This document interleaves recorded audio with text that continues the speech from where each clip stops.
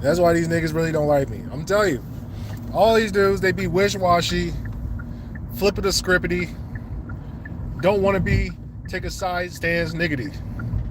Go ahead and put this on the, in 2023. Go ahead and get this set up. Go ahead, lock in.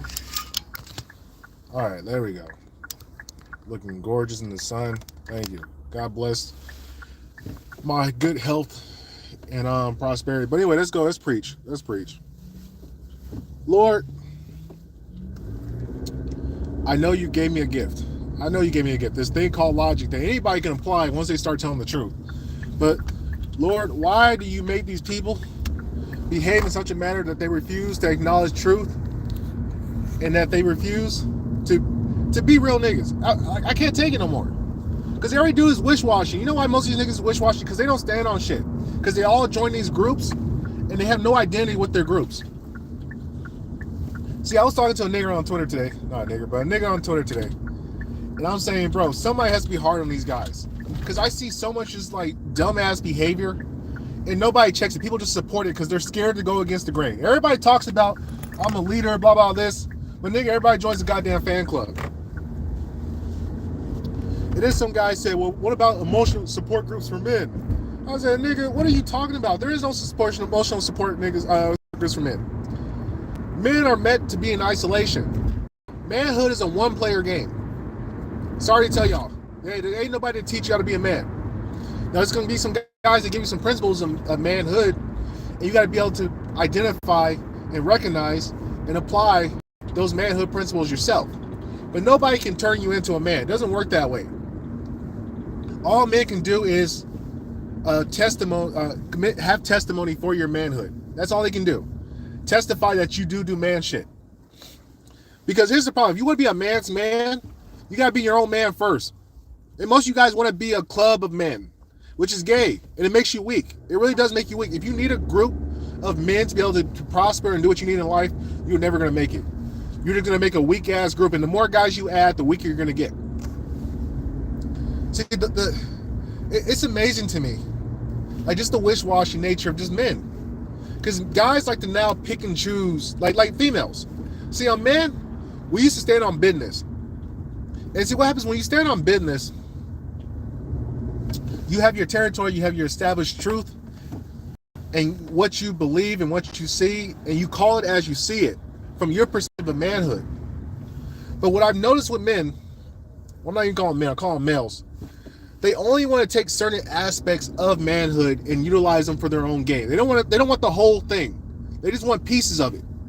Like a guy will use manhood applications in business, but when it comes to women, he has exceptions and shit. And it's like, no, that's not how the game works. You apply this manhood, this essence of game to everything in your life.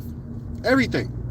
From the way you train, to the way you relate to women, to the way you make money, to the way you eat, to the way you read and educate and teach people. There needs to be a established order and logical reason for why you do it. But like one of the things I always find out with guys, and you know, it's so easy because you can pick a guy's emotion. It's very simple. What guys don't realize is how dumb they are. They really don't. Every guy, it's so frustrating because every guy really assumes that he's a top level genius because he's in his head. And because other guys don't say all the dumb shit. So guys are always like confused, but they think their confusion means that they're complex. And so they just do dumb shit. They do a lot of dumb shit and they don't think it's dumb because other guys know they're dumb. And rather than trying to say, hey bro, man, that's probably a stupid idea. You probably shouldn't do that. What they do is they co-sign the bullshit so they can all feel together in the same dumbass boat. And that's what I'm saying. Groups of guys inevitably make you weak. You don't want to depend on a group of guys. Now, you want to have guys you can call upon in times of war, but you do not need other men to basically help you become a man. That's not how the game works. You got to learn self-reliance. Now, I'm not saying be an antisocial lone wolf, but antisocial lone wolf should be your default state, and you should only bring other men into your state once they have proven themselves to be a worthy adversary. Because I don't want no weak ass guy I don't have no fear of. I don't want you in my group. Because what good is that? That means you're a weak link, which means you're going to cost me at some point. And I can't have that. And that's the problem with these big-ass groups. Big-ass groups of guys inevitably become weaker because they become reliant on the other members of the group. And whenever you become reliant on, it becomes your weakness. It's just the way it goes. And so, for example, like for humans, you need water and sleep. You rely on water and sleep to be able to function. If I take away water and sleep from you, you inevitably become weak. Now you might be like, that's not fair, man. Everybody has water and sleep. Yes, everybody needs it. That's a natural weakness of man, or just animals in period.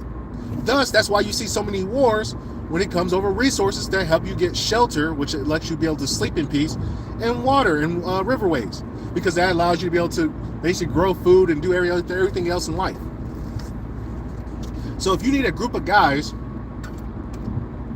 to help you learn, to help you grow, to help you develop, what happens when those group of guys go away? You then become weak, or do you have to go find another group of guys? Yeah, that's what most of you niggas are gonna say. I gotta go find another group of guys. No, if you can already build yourself into becoming strong and self-reliant, to educate your own self, and to naturally train yourself and be able to develop self-discipline to build your own self as a man, what happens is other people, you don't rely on anybody. Now you can come and you'll meet across people that will help you out, but you can't behave in a way that you need people. That's one of 50 Cent's 51st law. Don't behave as if you need somebody. Acting needy is an instant turnoff. Don't ask people for money. Tell them, can you put me to work? That's how you get money from people. Hey, what can I do for you? Not what can you do for me? No, what can I do for you? And they're going to tell you, well, I got this that needs to be done, or I'll think of you when I have something that needs to be done. Because most people don't go around asking, what can I do for you? And see, this is the problem with a job, and this is the difference between a job and business. With a job, you need that person to give you a paycheck. You need that person to give you work, to give you stuff. With business, I'm coming in, hey, let me serve you because I'm good at what I do. It's totally different standpoint. And that's why business makes you more money than having a job. But see, the problem is with the wish-washy male of today, they want to have all, they're really like women. They want all the benefits and responsibility. I mean, they want all the benefits of being a man, but they don't want the responsibility of having to stand on your square as a man. And it's very frustrating because I get guys, they'll say, oh man, I love what you're talking about, man, but can you lay off the red pill stuff? You lay off making fun of red pill people? And I'm like, why should I make fun of red pill guys? Well, it just feels like that you're purposely picking on them. Yeah, because they fucking suck. Because they join a gay-ass group of other dudes that are gay as hell. Why are you not speaking as your own experience as a man? Why do you have to go and regurgitate talking points for somebody else? That's why these niggas need to have shows. They gotta have teammates. Like I said, man, I'm one man, one mic. I don't give a goddamn if anybody ever comes onto my shit. Somebody's gonna find it. You guys are gonna appreciate this game when I'm fucking gone. But I don't need co-hosts. I don't need them. Now, is it nice to have a co-host? Yeah, it's nice to have another partner on your team. But manhood is, once again, it's a solo game. And everybody that comes to my life, I expect them to leave at some point. And I make preparations for you to leave at some point. And it's not because I don't trust you or anything like that. I hope that we can live forever and have prosperity. But I know one or two things are going to happen. Circumstances are going to change, which either I have to leave. Circumstances are going to change where either you have to leave, or one of us is going to die, or you're going to die. And as a man, you should never be too dependent on one thing. Diversify. Renaissance man should be the default of all men. You should be always constantly adapting, taking on new skill sets. Even if you don't need it today, you never know what you're going to need in your back pocket tomorrow. But most guys, once again, they get into the group think. They get into the ideology and the concept where we're stronger as a group. No, you're actually weaker. It's easier to divide you guys because infighting is always inevitable. See, the only time men can actually cooperate and be productive for an extended period of times is in times of crisis and trial. That's the only time that men, because we know we'll both be killed off if we don't work together to be able to defeat whatever we gotta defeat. But over cooperation within peacetime, it never leads to infighting, because what you're gonna do is naturally is crabs in a bucket mentality. And this is why it's better to be rivals than to be friends. I'd much rather have rivals as opposed to friends. Because my rival is going to force me to adapt and get better over time. It's inevitable, because if we're going to constantly be battling each other, and when you say battle, you don't have to necessarily mean like a fight to the death or trying to kill each other, but we should both be practicing against each other as if we are. And by doing that, we both get better, we both level up, we both sharpen. We should be able to challenge each other's ideas. Most guys don't want their ideas challenged. They get booty hurt. You on some wave shit, man. Leave me alone. Don't challenge me. Well, nigga, then why are you putting shit out there? Then shut the fuck up and don't ever talk. And listen, if you don't want to challenge, if you don't want to be challenged for your ideas and philosophy and beliefs, don't say anything. Just don't say shit. But most of you pussy ass niggas, you guys want like I said, most guys are wish-washy like girls. They want to be celebrated for their ideas, but they don't want to deal with the criticism of it. They don't want to be probed. They want to have questions asked. And that's a gay way to go about life. It really is. Because you're not bettering yourself. You're not leveling up. You have to fight battles. You have to fight every day. There's no other way around to get to the top pinnacle of man without fighting every day. If you don't fight, you can't win. If you can't win, you die. If you die, it's over. Like in the words of Attack on Titan. So if you're going to fight, you fight to win. So if I'm going to argue with you, if I'm going to talk to you, I'm trying to dismantle your argument and reduce it to zero. Because why? Because at some point in the future, I'm going to need that ability to be able to argue and logically get myself out of stuff. Or to defeat your ideas and philosophy, to be able to change people's minds about things.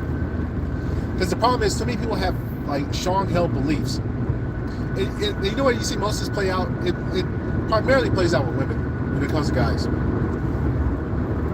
Guys will look for every single ray of hope and light in order to keep a woman in life and to believe a false narrative about her. Like, they'll believe anything.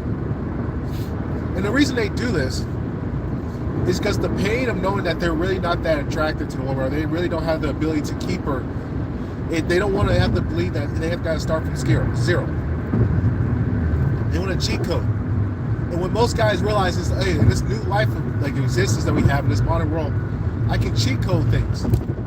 I can tell lies, I can be deceiving, I can manipulate, and nobody would know.